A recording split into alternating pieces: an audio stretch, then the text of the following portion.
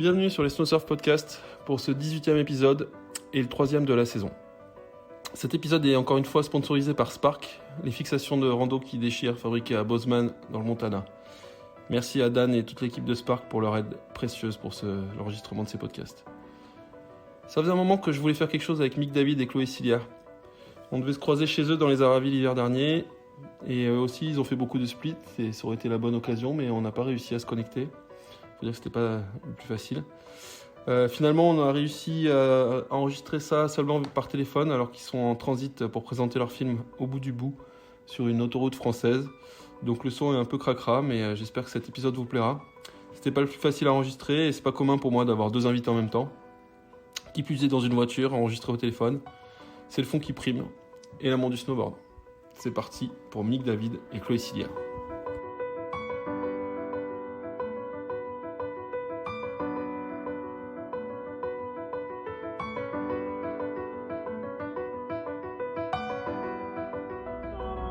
Un podcast avec vous, mais ça va être compliqué de se voir, donc on va faire comme ça.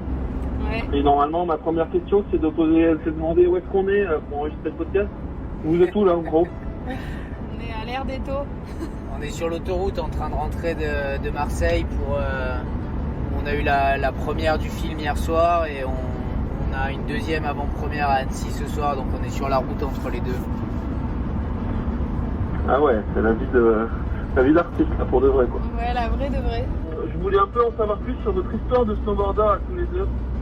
En gros, de votre première planche de snowboard à votre rencontre. Tu veux commencer, Chloé? Ouais, je commence. Alors moi, j'ai découvert le snowboard à l'âge de 7 ans. Jusque-là, je faisais du ski, mais ça me plaisait pas trop. J'aimais vraiment pas ça. Et mon papa faisait du snowboard. Et du coup, j'ai dit, le ski, j'aime pas ça. Je veux essayer de faire comme papa. Je vais essayer du snowboard. Et depuis ce jour-là, j'ai plus jamais rechaussé les skis et plus jamais laissé mon snowboard. J'ai attaqué assez tôt les compétitions. J'ai gagné mes premiers championnats de France à l'âge de 8 ans. Intégré l'équipe de France à l'âge de 13. À cet âge-là, je faisais un peu de tout encore. Border, freestyle, du parallèle, vraiment de tout. Et puis vers 13-14 ans, j'ai fait mes premiers championnats du monde junior en slopestyle. Et c'est à partir de ce moment-là que je me suis plus tournée vers le slope du coup. J'ai fait quelques années au sein de l'équipe de France. Et puis au bout d'un moment, la fédération, ils ont changé de fonctionnement. Ils nous ont donné des bourses à chaque athlète et chaque athlète pouvait créer sa structure. Et c'est à ce moment-là que j'ai rencontré Mick et que je l'ai pris en coach privé. Et on a fait... Ah alors top, si t'as rencontré Mick, arrête-toi là. Ouais. Et on reparle après de votre rencontre, de ce qui s'est passé après, mais juste tu disais que c'était ton père qui faisait du snow, vous étiez où et c'était quoi ta toute première planche? Alors ma toute première planche, c'était une Nidecker bleue bien trop grande pour moi. J'étais dans les Pyrénées. Moi je suis du sud-ouest, je suis née à Tarbes. Et j'ai commencé le snowboard à La Mongie comme Mathieu, avec Mathieu. Et j'ai fait pas mal d'années à La Mongie. Et après on a bougé sur Cauterets parce qu'il nous permettait d'avoir un bon snowpark. Et Cauterets, ça a toujours... depuis, c'est resté Cauterets. Voilà. Mais je suis une Pyrénéenne. Et fière de l'être. T'as pas trop l'accent pour une Pyrénéenne? Non, mais moi aussi je suis Pyrénéen à la base, donc y a pas de souci. Hein. C'est plutôt de la vallée d'Arro, plutôt de Saint-Lary, mais j'ai côtoyé des gens de Cauterets. Et toi, Mick, du coup, c'est quoi ton histoire de snowboard? Ta première planche et ton histoire de snowboarder? Moi, mon histoire de snowboarder, c'est que je suis un Marseillais. Je suis né, j'ai grandi à Marseille. J'ai commencé le snowboard, j'avais 4 ans. C'était en 87. J'ai un peu pareil, histoire d'une famille passionnée de montagne. Et va savoir pourquoi, à l'âge de 3 ans et demi, plutôt que de regarder des dessins animés, j'étais passionné et plus que passionné par les films de Régis Rolland, les Apocalypse Now, que je connaissais par cœur et je rêvais que de ça.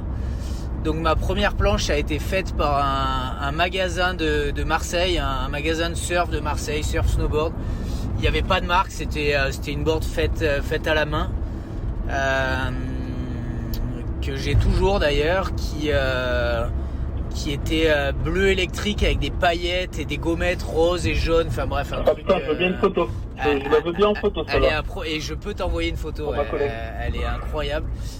Elle était avec des fixes comme on les a aujourd'hui, hein, des fixes de freestyle, quoi. Et je ridais avec des chaussures de ski dans mes fixes de freestyle. Enfin, dans des. Wow. Voilà. Un truc assez incroyable. Et je ridais à Vars pour mes premiers cours. Et j'étais absolument fan de snowboard puisque je faisais des 9h, 16h30, 17h. Et que quand mes parents venaient me chercher à la fin de ces journées-là, j'ai hurlé à la mort pour pas qu'on m'enlève ma board parce que j'aimais trop ça et que je pensais qu'à ça. Voilà, c'était une vraie passion qui m'a jamais quitté, puisqu'après j'ai fait pas mal de compètes.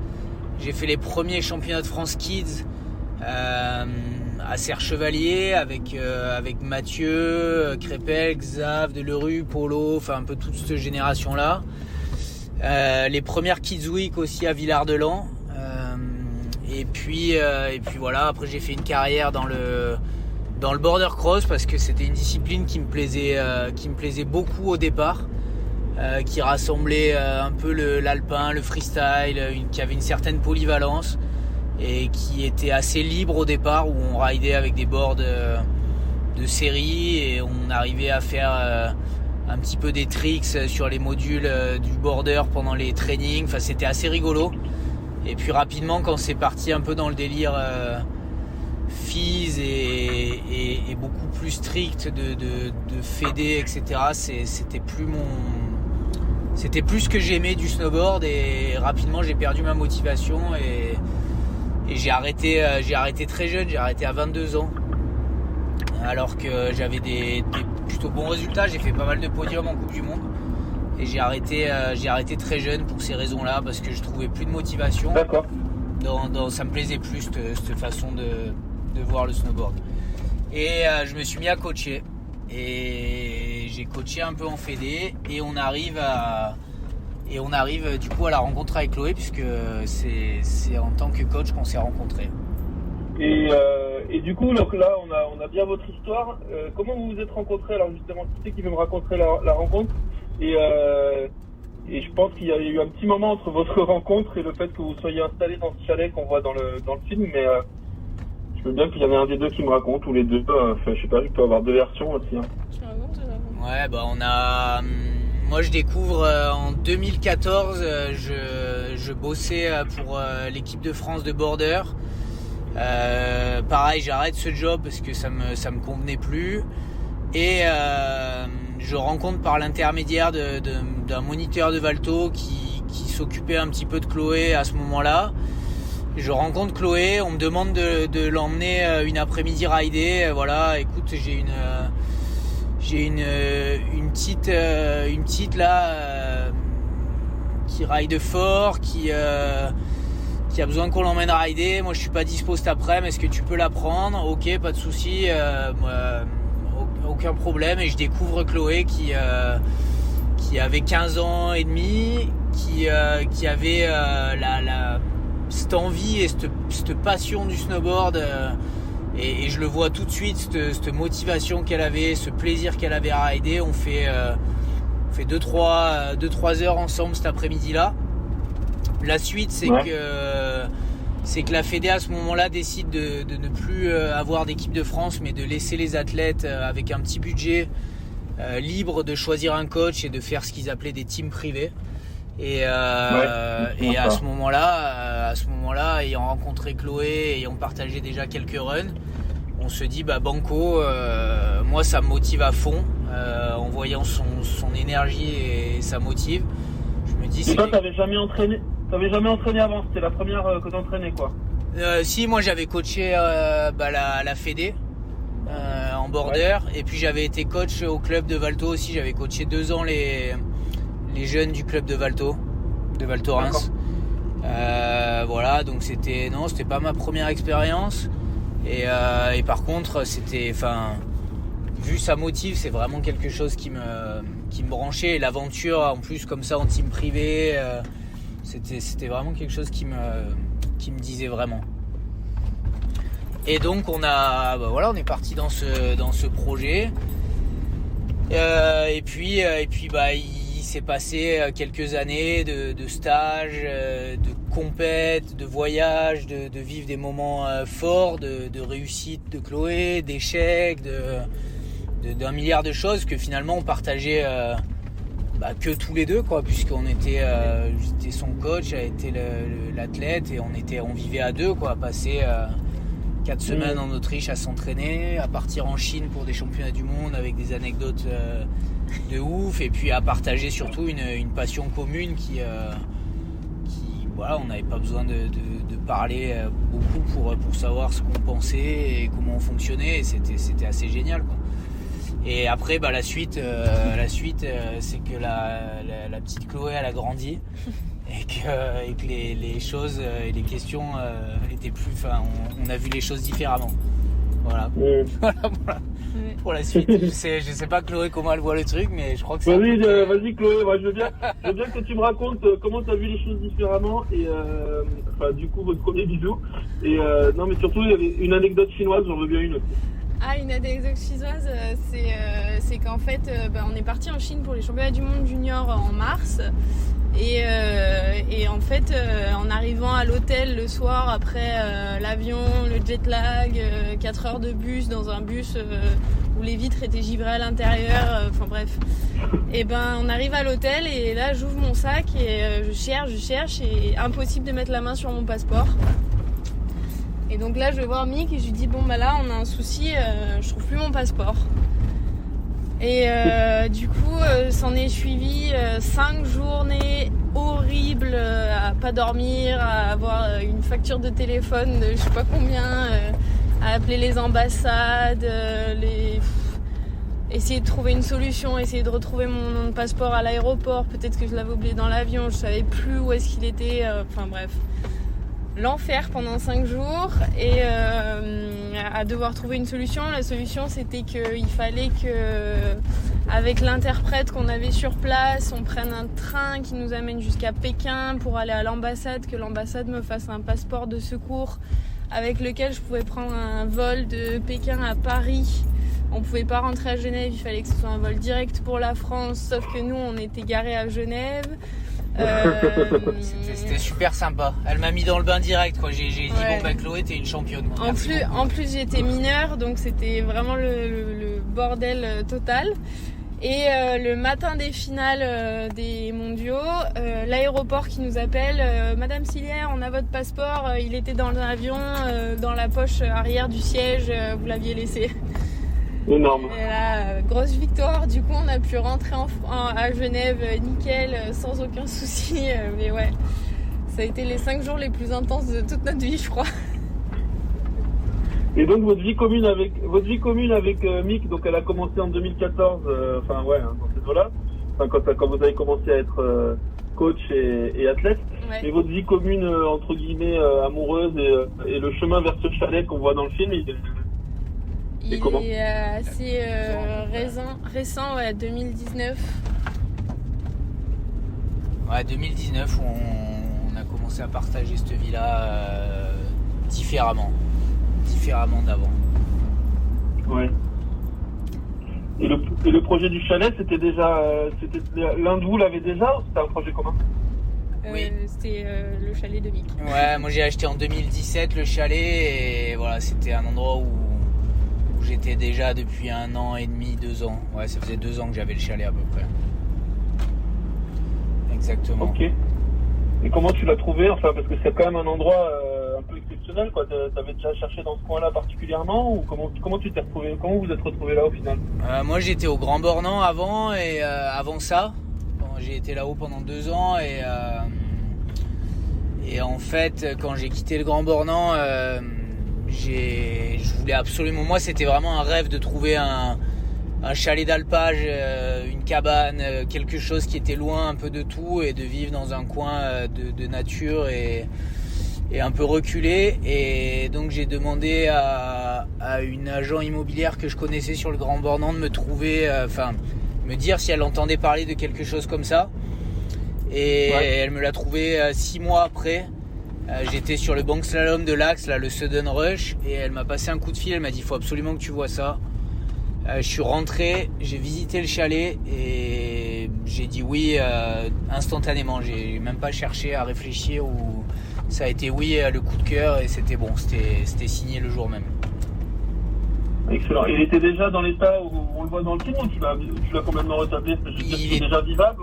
Ouais, il était dans cet état-là. Il y avait juste à poser les valises. C'était incroyable. L'histoire, elle est franchement, c'est assez incroyable. C'était déjà un gros coup de poker. Et c'était, c'était parfait. Il y avait rien à faire. Et on vous voit du coup beaucoup en split dans cette région qui est assez incroyable, des Aravis, quoi. Enfin, des Aravis qu'on connaît moins finalement, parce que c'est pas des Aravis qu'on connaît le plus. C'est quoi votre histoire à tous les deux avec le split? Vous avez commencé quand et comment? Vous vous souvenez, moi je me souviens, j'aurais du mal à dire le première fois où j'ai mis un split, mais est-ce que vous vous souvenez un peu de comment ça s'est goupillé pour vous? Et ben moi j'ai une bonne anecdote, c'est que quand Mick m'entraînait, il était aussi mon prep physique. Et en fait, à la fin des journées ou les jours où c'était vraiment pourri, on pouvait pas trop aller rider ou quoi, à Valto, il allait souvent lui faire de la split pour rester en forme, quoi. Et moi j'avais pas de split à l'époque, et du coup je le suivais à pied tout le temps, et c'était assez rude quand même comme prépa physique, on va dire, mais bon voilà. Et après la première fois que je suis montée sur une split, ça doit être un de ces jours-là où j'ai dû en avoir marre de monter à pied, et du coup j'avais été louer une split dans un shop à Valto. Mais et du coup c'était assez chouette de découvrir la montagne d'une autre façon, et je m'en suis vachement servi aussi après, parce que je me suis pété le genou en freestyle et j'avais pas le droit de faire du snow, et ma seule opportunité de pouvoir être en montagne et de faire quelque chose, c'était on m'avait donné l'autorisation de monter en split et de redescendre en télécabine. Du coup, j'ai fait ça pas mal de temps. Elle faisait l'envers de ce qu'on fait tous. C'est terrible ça. C'est génial. C'était terrible, mais quand t'es blessé et qu'on te donne quand même l'opportunité on te dit bon tu peux quand même faire ça, et tu le prends, parce que ça faisait 1 an que j'avais pas touché un snowboard, et franchement c'était le plus beau jour de ma vie, quoi. Ah ouais, génial.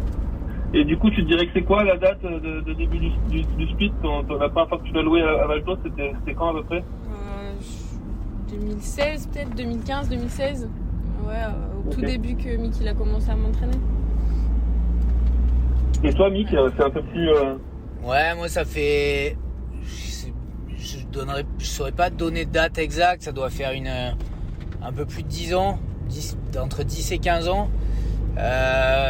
Moi, j'ai toujours été axé très montagne. Je fais beaucoup d'escalade aussi. Le fait de me promener en montagne, de faire de la rando, toujours été un vrai plaisir. Et effectivement, il y a une quinzaine d'années, j'ai acheté ma première split. J'avais acheté une Jones, la Solution, qui est toujours, je crois, aujourd'hui. Enfin voilà, j'avais acheté ça, et je me régalais à partir me promener en montagne et à enfin pouvoir profiter d'avoir des skis de rando à la montée, quoi, et pas monter en raquette comme on l'a eu fait pendant un moment, parce qu'avant ça je montais en raquette, comme on a un peu tous fait. J'ai pas eu la phase ski d'approche, les tout petits skis là qu'ils avaient fait, ça j'avais pas essayé, mais j'étais beaucoup en raquette et snow, et c'est vrai que découvrir la split c'était l'outil idéal pour aller se balader et changer des pistes et de tout cet environnement qu'on connaît, quoi.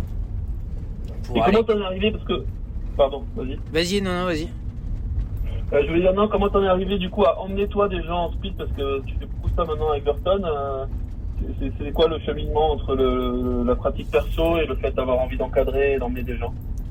Alors moi déjà transmettre et partager des expériences, c'est quelque chose que j'adore.